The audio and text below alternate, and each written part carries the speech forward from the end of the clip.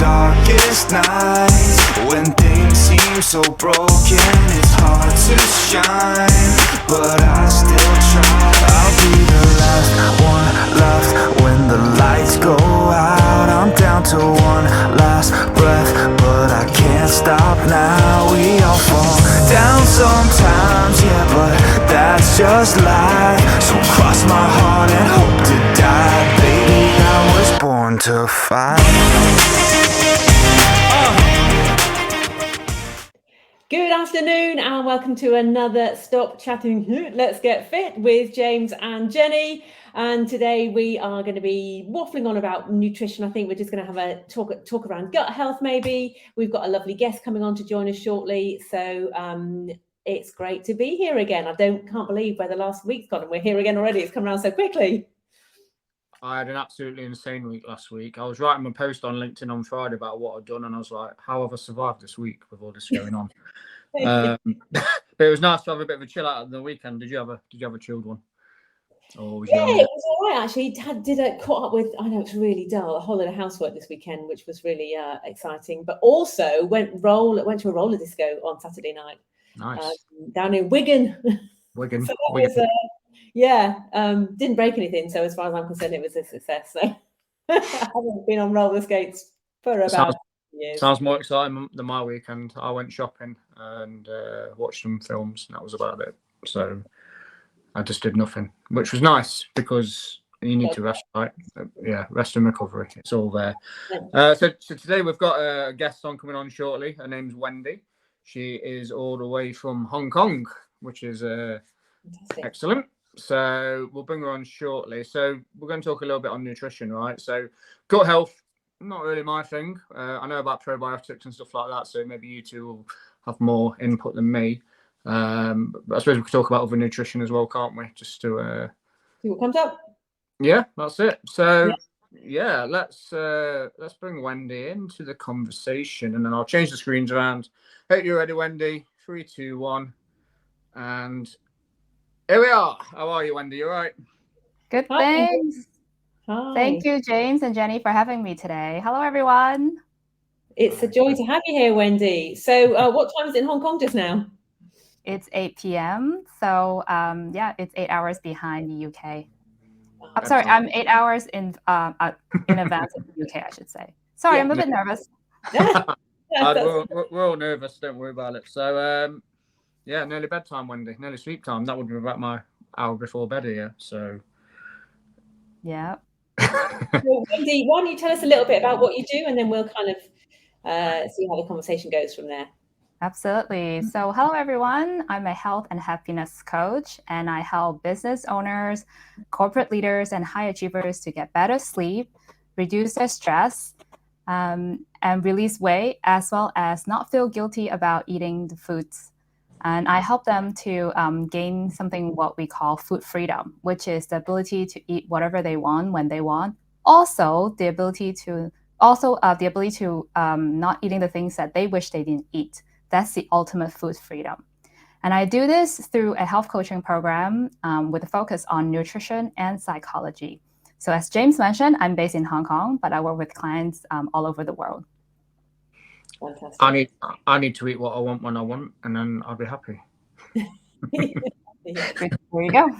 And I love what you say about having that food freedom, because I'm a big fan of we put so many restrictions on ourselves about what we eat and when we eat, and the minute you mention the D word, the diet word, everyone just immediately starts going, I can't eat what I want and when I want to eat it. And there's definitely, by looking at how you eat and when you eat and everything else, you can definitely get food freedom into your life, I think, easier than people think. What do you think?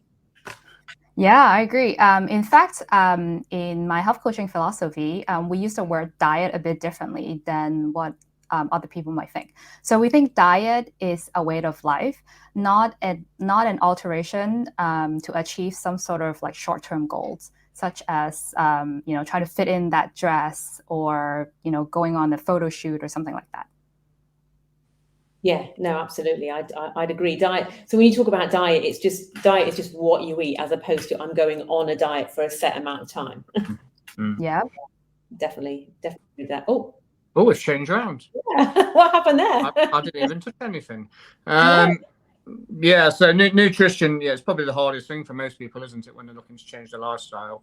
I'll take you back to when I was probably 19 years old.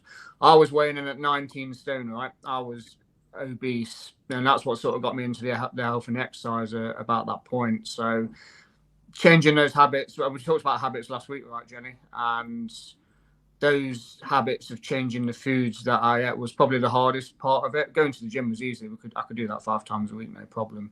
But it's sort of, changing those habits and selecting the right foods that are good for your body. So that's a bit of my background anyway, former obese. So yeah. Yeah. So we've been talking. I've certainly been talking about gut health with some people that I've been working with this week, because there's a lot of marketing hype around gut health, and I don't know what it's like in Hong Kong, but certainly here in the UK, there's so many things you can buy that say probiotic, prebiotic, and everyone just says, "Oh, that's what I need," and they go and buy it. But actually, a lot of the time, when you're throwing this good bacteria, and a lot of the products are good in terms of they do contain that live bacteria, actually you're throwing them into an environment that you might have in your gut already that's not actually a good fit for that good bacteria, and it doesn't survive because your gut is full of bad bacteria. So you're effectively, a lot of people are wasting money on probiotics. So there's confusion over the pre and pro, isn't there? So the probiotics is the actual bacteria itself, and the prebiotics is what that bacteria likes to feed on. And there's a lot of people buying the probiotic stuff, throwing it in their guts. But if their guts, I always say it's a bit like an army down there. If your gut is full of like a really bad army, there's hundreds and thousands and millions and trillions of troops down there, and you throw in a handful of good bacteria now and again, they're quite likely not going to settle in. They're not going to take, they're not going to live. I could waffle on about this for ages, so I'm conscious I'm doing all the talking. You guys are a little bit more knowledgeable than me on gut health, but what I've seen all those different like yogurts and stuff in the supermarket. Is it Yakult? Yeah. There's very minimal good bacteria in those, isn't there? Very good, very minimal on the probiotics. Is that right? And you're best off getting sort of like the actual supplements, like the capsules. I'm happy to talk about this, but Wendy, do you want to jump in, or do you want me to? I'm happy to. No, I'll let you. Yeah, I'll let you handle it. I have a different view on this though, actually, but I'll let you answer James' questions first. Okay, yeah, it'd be interesting to find out what your view is as well, actually. My sort of understanding around gut health is that you've got your gut bacteria, and the health of your gut bacteria is very much dependent on the kind of foods you're eating, whether you're feeding that healthy bacteria or whether you're feeding the bad bacteria. And feeding the bad bacteria is quite often, a lot of the sugar we're eating, a lot of and the gut lining as well, that's influenced by alcohol and caffeine, and wheat and dairy comes into it as well. So when I talk to people about improving their gut health, I talk about cutting down on the big 5, which for me is dairy, wheat, caffeine, sugar, and alcohol. Not so you have to cut it out forever, but you need a period of time where you kind of give your gut a rest and give the good bacteria time to take residence in your gut, basically, and then you're feeding them the probiotics which they like, and they start to proliferate, and then you're kind of changing that climate in your gut. So the probiotic drinks that you can drink now, I don't, they have like a huge diverse range, and some of them not so much, and some of them don't actually reach your gut alive, which is another rabbit hole we can go down. But you're better off ditching some of the crap in your diet, especially the sugar, getting loads of diverse range of fruit and vegetables in there, especially vegetables, as much diversity as you can, to increase that kind of diversity in your gut, and then you'll get more a diverse range of gut bacteria in there. And then you want to basically think of your gut as a rainforest. Most of us have got swamps down there. We want to think of your gut as a rainforest, and you want to try and feed and introduce as much diversity in there as possible to really get as much abundance of life in there as you can. But you've got to get rid of the swamp first. So what is that sort of period of days? Sorry, Wendy, you said we have to cut those 5 out. What do you reckon? Is that like a month, or is it longer or shorter? A month is a good ballpark to aim for. So I say to people, if you're going to do, I call it a gut reset. You want to, for a month, basically cut out dairy, wheat, sugar, and alcohol and caffeine. For a whole month, you want to. I'm not saying you have to go. When a lot of people hear that, they think, oh, you've got to do a detox or a gut cleanse, and straight away that strikes in fear of, oh my goodness, I'm going to have to go on a diet and I can't eat anything, and I'm going to be hungry, and I'm going to have to, really change everything. But for me, it's all about what can you swap? It's very easy to overeat carbs and wheat and all those kind of the kind of foods that we do tend to indulge in, like for every single meal, like toast at breakfast and sandwiches at lunch and pasta in the evenings. But if you swap out those carbs and I call it crowding out the carbs with veg. So at every meal, what veg can you get onto your plate? Can you introduce some, berries and bananas and stuff at breakfast? Can you have a salad or nuts and that kind of stuff at lunchtime, and nuts and seeds in the evening? Can you, instead of having a huge portion of pasta, maybe cut that right down and have extra veg, so broccoli and peas and asparagus, and really just trying to crowd out all that crap. And but sorry, to go back to your original question. Sorry, as I said, I could waffle on about this. A month for me is where it's at. If you can ditch all that stuff for a month, crowd out all the carbs and bad stuff with extra veg, get some healthy snacks in there in the form of sugar-free breads and even banana breads and seeds and nuts and stuff, lots of fruit and veg. You would do your gut a whole hell of a world of good. And caffeine and alcohol and all that stuff. Sorry, but I waffled on there. Wendy, tell me what you think. Yeah, no, it's all good. This is all great information, right, for anybody who wants to improve their gut health. But I want to actually go back to basic first. Like, why is gut health so important? Because a lot of people may not realize that our gut is our second brain.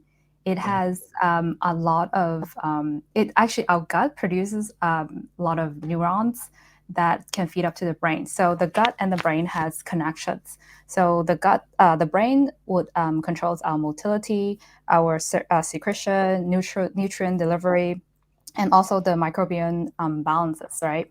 And whatever that enzyme that is produced for nutrition delivery, it is controlled by our brain.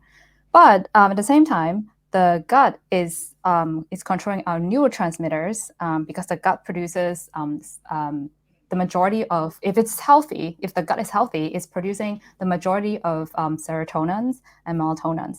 And we need that for our brain to have function. So if say our brain is not functioning well, it influences the gut, and vice versa. If our gut is not doing well, it influences our brain as well. So we actually need more importance. We need to have more importance on our gut. Not just about our brain. We often hear that we need to protect our brain, wear helmets when we go cycling and all that. But talking about gut health, not that much conversation out there, right? So it's really great that we have an opportunity here to talk about why is it so important. What do you think? Before we think anymore, I've just got a question. I don't know who wants to answer this one, from Peter Gregor, who was on the show last week. What is the best way to test the current bacteria in your gut so you can get it where it needs to be? I mean, there are gut health tests you can do to now I haven't actually done any of them, to be honest. I think, if you're not sleeping well, if you're feeling sluggish, if you're lacking in energy, if you're, brain fog, all this kind of stuff. Now, for a woman of my age as well, that's a menopause symptom as well. But also, gut health a healthy gut can massively reduce menopause symptoms. We'll save that conversation for another day. But you can. So unless you actually buy a test, and there are lots of tests out on the market, and you can send off a stool sample, which will tell you, it's not particularly pleasant, but which can tell you, the exact sort of all the bacterial types you've got in your gut from a stool sample. Really, I think, to be honest, just looking at your own stools, to be honest, can tell quite often how healthy your gut is. There's a whole other conversation we can have about that, but generally I don't want to put people off their lunch because it is lunchtime. But yeah. So yeah, Peter, to answer your questions, there are blood tests and as well as lab tests that can be done. But generally speaking, if say you're experiencing some symptoms of blouching, abdominal pain, or diarrhea or other some sort of digestive issues, I would say that it could be symptoms of an unhealthy gut, which needs to be looked after. Yeah. And one thing about gut, which is really interesting, gut health and the bacteria in your gut, is that it can be affected from day one. In fact, from before birth, even it can very much. You can be born with a bad gut health if your mum took antibiotics while you were pregnant. That can affect, while she was pregnant, that can affect your gut microbiome, and also how you were delivered as well. There's a huge research going on behind if you had a normal delivery, that you pick up a lot of healthy gut bacteria from your mum. But if you had cesarean, actually sometimes you miss out on that, so that can affect your gut health as well. There's a huge amount of research in that, so that's another huge subject. But and I think really, gut health is, I'm delighted to see this. There is more conversation about it, but as you said, Wendy, not enough. I don't think that people realize how impactful it is on your health, your mental health. As Wendy said, it's huge. You have the vagus nerve, which runs between your sort of gut and brain.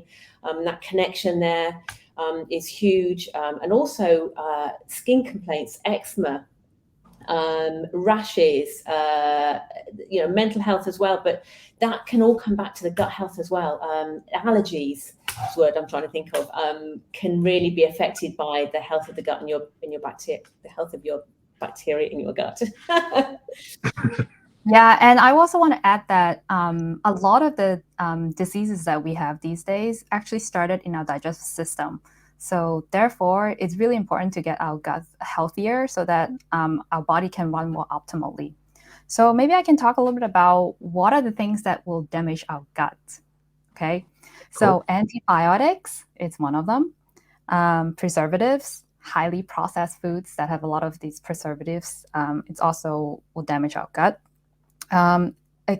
Also, excess salt and sugar, refined sugar especially, processed foods. Basically, for people who are having a low fiber diet, they are at risk of damaging their gut. And speaking of diet, I don't know if there's such term over there in the UK, but there's this thing called the SAD diet, SAD, which stands for the Standard American Diet. It's quite sad actually, because it's basically full of ultra processed foods. These are fried foods, sugary foods, very salty foods, and generally very low fiber vegetables and fruits. If we want to replace the American in that SAD diet, we can say an SMD diet, Standard Modern Diet, which is also quite similar too. And we really want to change that if we want to have a healthier gut. So as Jenny already mentioned, eat more fruits and vegetables to begin with, and just about 30 days. And if you stick with what Jenny has suggested before, you can heal your gut easily by yourself and not needing to rely on a pill or any other procedures. Awesome. So I know a lot of people struggle with vegetables in the diet. So I generally eat vegetables only with an evening meal, just because of time and it's allowing myself to get that cooked. But have any of you guys used those powdered greens that are available?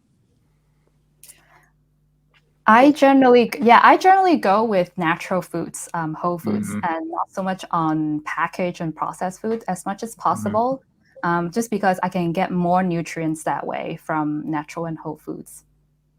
Yeah, I mean, definitely it's preferable to have the natural and whole foods, but I am very conscious that people do lead busy lives and they tell me, Jen, I don't have time to, prep all this stuff.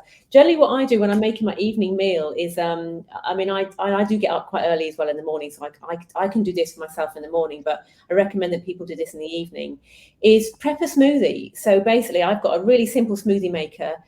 You can buy your frozen food. You can buy I buy frozen spinach, frozen mango, frozen blueberries. If you throw them all in unblended in your fridge, ready in the smoothie maker to go in the morning, then all you literally do in the morning is I actually blend it up with some kefir, which is obviously the probiotics, and some almond milk. Maybe throw in some flaxseed in there as well. And literally, I get up in the morning, I blend it, I give half to my husband and half to myself, and that's starting the day straight away. And it's taken literally no time at all. It's very easy to come up with excuses that I don't have time to do this, but quite often, it takes the same time to grab a, sorry, James, not having a go. I'll go. Just to have a piece of toast and a coffee as it is to have a smoothie and a, you can still have like a brown piece of toast or something. Absolutely. Toast, but... Yeah, and they're quite filling as well, aren't they, smoothies? If you have that in the morning. I love smoothies. And if you're into your weight training, you can add some protein powder into there, maybe. Yeah. Away we go. And that always fills me up till lunchtime anyway if I have a smoothie, definitely. So good idea, Jen. Excellent. Yeah, no, absolutely. I think it's important to get protein at every meal. That's one thing I always talk about with nutrition. A lot of people don't. And of course, then, they're hungry an hour later. You've got to be satiating yourself at every meal. And that definitely involves healthy fats and protein. We can talk about that another time. But a smoothie is the best bang for your buck in terms of getting that veggie hit in the morning and a bit of fruit. Same with soups at lunchtime, especially at this time of year, soup's great. And a lot of people on my Frazzle to Fabulous course love, they have a soup maker, and I've never used one, but you just throw everything in and it'll just make soup for you. Yeah. Soup makers. We've got a soup maker. We make some like chunky soup. Yeah. We made one the other day with some mince and vegetables. It was really nice. It was better than the tin of big soup, if you've seen those. Definitely better. Yeah, for sure. Another question. Peter G's popping the questions in today. What's the best veg, in brackets, super veg, to eat for your gut health? What do you reckon? Yeah, I'll take that. So good to see you too, by the way, Peter. I want to say that the best vegetable is a variety of vegetables for your gut health, because our gut is thrived on a variety of bacteria. So if we can alternate different types of vegetables, that can give our gut flora a variety of things to thrive on. So not just stick with one, but several, and also change it up. So perhaps if you stick with some crucifers, particularly like spinach for a month, then the next month switch to maybe kale. So that way get more variety and different nutrients in. Yeah, no, that's brilliant. I think sometimes people can get very focused when they hear that one thing is a superfood and that's all they eat. Yeah. But the clue is here is like you said, it's absolute diversity. So how many different types can you get in a day? When you start with your smoothies at blueberries, mangoes, cauliflower, cucumber. I was going to say, you don't want cauliflower in a smoothie. Well, maybe. Kale. You can get a whole load of fruit and veg, and then at lunchtime as well. If I make an omelette, I throw in mushrooms and onions and courgettes. If I have scrambled egg, I throw in veg. I never just have the thing. I always think, right, what color can I add to this meal? Tomatoes, cucumber, have it raw, have it steamed, have it, try and cook it different ways.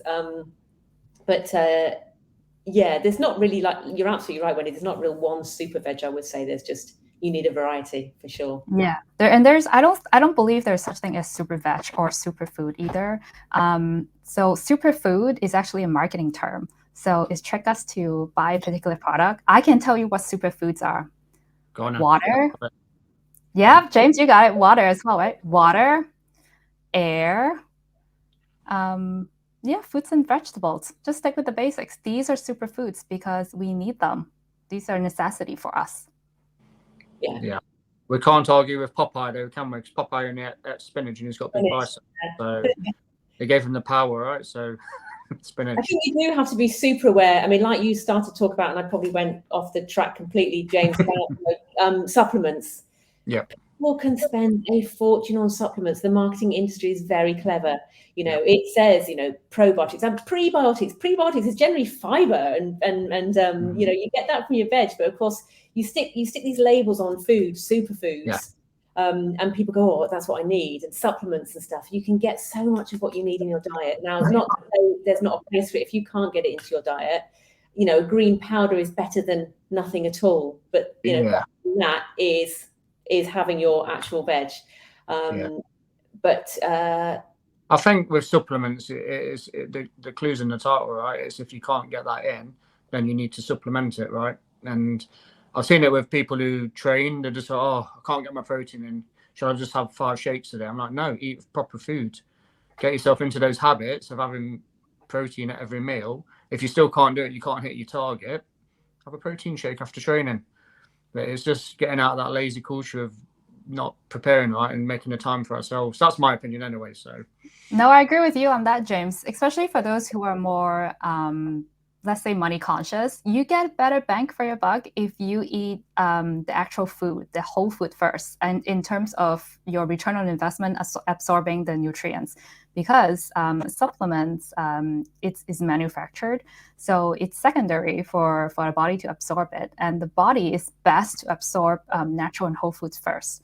So James is right on that. Yeah, absolutely. It's how we've evolved, isn't it? Our body has evolved over millions of years to cope with real food. let's just touch on that water a little bit, because everyone also doesn't like to drink water, right? So we know that, is it 78% of the human body is made of water? Yeah. So, and then we'll say, and then people say, well, I've had 20 cups of coffee today. Does that But count? that's not water. No, it's got water water is in it. water. But yeah, that's it. I mean, obviously, it contains water, and people use it as an excuse, but it's not. The caffeine in itself is dehydrating, so you're not really doing yourself any favor. Diuretic. And caffeine disturbs our sleep too. And even though some people would say that, oh, I can still sleep after a cup of coffee. Well, yes, but what about the quality of sleep? What's your sleep cycle look like? 100%. I have questions about that. I don't allow anyone to have caffeine after midday on any. I try and get them to cut it out completely, but after midday is a definite cut off for anyone working with me, for sure. We can't work together then, Jenny. Sorry? We can't work together then. Yeah. Another question. Guess who it's from? Peter G. Peter. Thank you, Peter, for getting so stuck in today. He's on it. I am cutting down on potatoes this year because everyone talks about the starch. Is that a good idea? I've still got an opinion, but Wendy, do you want to take that initially, or? So potato is not really big in my diet. Sweet potatoes, however, it's healthier than potatoes. So Jenny, what do you think? No, absolutely. I was going to say, if anything, introduce more sweet potatoes, because you definitely get more bang for your buck in terms of the vitamins and minerals of sweet potatoes over potatoes. But potatoes in themselves aren't bad. They're a great form of fiber, especially if you have them with the skin on. The starch isn't all bad. Your body needs it. But what I would say is actually your gut bacteria loves in the starch in potatoes. If you cook them, then let them go cold and eat them cold. Actually, the resistant starch in potatoes actually increases as it when they're cold. So actually, cold potatoes are really good for feeding gut bacteria. But it doesn't hurt to cut down on potatoes. It depends on how often you're having them and in what form you're having them. But no, they form part of a healthy diet. They certainly do. But again, it depends. If you can swap out a portion of your potatoes for maybe extra veg or sweet potatoes, then you're definitely doing yourself a better service. But again, I hate the we can say this for another time as well, but the language we use around food. There's no good food or bad food. There's no such thing. It's just is it taking you towards your goals, away from your goals? How the minute you think of the food as being bad, then it's almost like an association in your brain that you're bad for eating it. So that's another psychological thing, I'm sure, but that's probably part of your sort of remit as well, Wendy, with the psychology of language around food. Yeah, definitely. I also want to share some tips on improving our gut health as well, because I know we talked a lot about foods already, but there are other things that we can do to improve our gut health, not involve eating.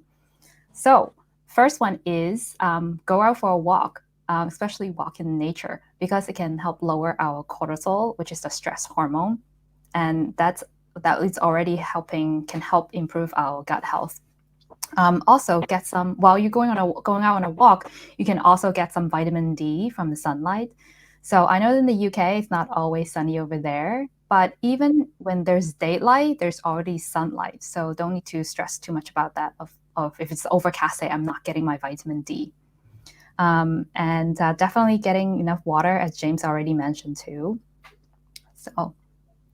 We've got another question, Mr. Tony Walton, who we're going to get on the show soon. I'm going to make him come on. Are there any good alternatives to say that word for me, crucifixes?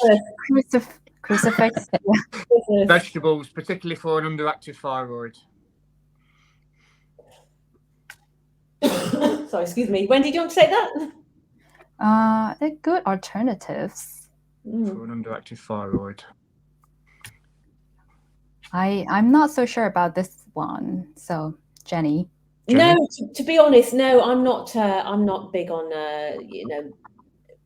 what would be an alternative just to cruciferous vegetable. I mean, just other vegetables, really. So, is your underactive thyroid mean you're struggling to eat cruciferous vegetables? I'm not entirely sure what that question means. Give us some more context, Tony, if you're still watching, so we can dive into it a little bit more. Okay. Yeah. But thank you. We'll come back to you. But yeah, I mean, if for whatever reason you can't eat cruciferous vegetables, they don't agree with you, or they're causing issues with your thyroid, then yeah, I would just say just a variation of other vegetables, really. Just eating, you can still not eat broccoli and cauliflower and other cruciferous vegetables, and eat other things for sure. Cool. I'm conscious of the time as well. We've been on for half an hour. We'll give it 5 more minutes and then we'll tie up for the day. Yeah, absolutely. See if Tony comes back with a reply to that question, if he's still watching. Tony, you've got 5 minutes. Time is up. Yeah. And other ways that we can improve our digestions or gut health, generally speaking, is eat slowly. A lot of times these days that we are always in a rush eating, or we are eating while we are checking our phones or doing something else. So the food that we are digesting or having is not being properly digested. And that is actually adding extra work for our digestive system to break down the foods. So I would say that if you wanted to have one takeaway from our discussion here today, is just eat slowly and be more mindful about the food that you're eating. When food is not properly digested, it can also become a toxin that stays in the body, and that's not what we want. Yeah. Okay. Also, another thing, which I know has been, my dad would like me talking about his gut health, but my dad eats like super fast. Yeah, he joined the military at 15. He said if you didn't finish your meal off in like 5 seconds, then you'd be off out on the parade square doing something. And it's carried on over into his life. But what's that meant is he's suffered a lot of gut health issues down the line, in particular leaky gut. So when you eat food that's not being properly chewed, and you too big of particles, not as Wendy said, not only does that create toxins in the body, but also there's too big food particles in your gut can damage the gut lining, and then you get this leaky gut permeability where you've actually got some of your gut juices leaking out and causing all sorts of problems in your body. So you need to take time to chew your food. Put your cutlery down if necessary between mouthfuls. And that mindfulness around food as well, as if you take longer to eat it, those satiety signals have time to kick in. Sometimes we eat so fast, and it takes, we have hormones in us that tell our brain whether when we're full. If you're not giving them an opportunity to kick in after about 20 minutes, if you've eaten your food too quickly, you'll carry on eating, and you've eaten too much, and then you're like, oh, I'm so stuffed. But actually, if you're taking your time, you probably wouldn't have eaten quite so much, because those signals would have had an opportunity to kick into the brain that you're full. Awesome. So Tony's gave us a bit of a reply. He put, you can't eat lots of greens.